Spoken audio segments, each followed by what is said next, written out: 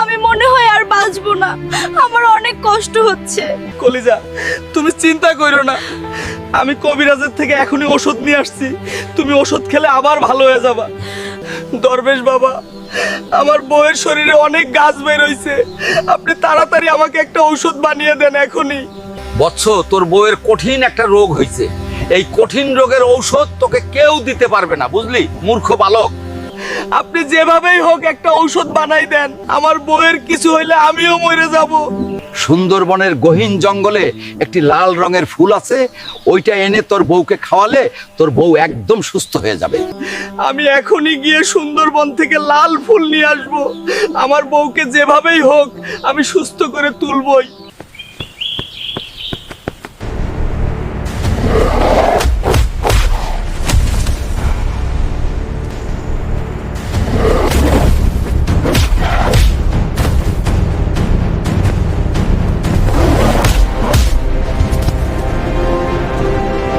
এই মূর্খ বালক, এই ফুলে হাত দিলে তোর হাত ভেঙে ফেলবো। এই ফুলের মালিক আমি, ফুল ছিঁড়লে আজকেই তোর শেষ দিন হবে।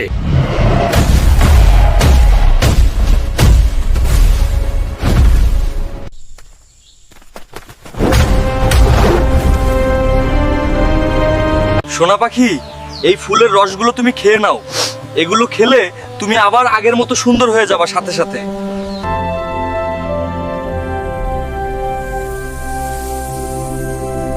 কলিজা, আমি আবার সুন্দরী হয়ে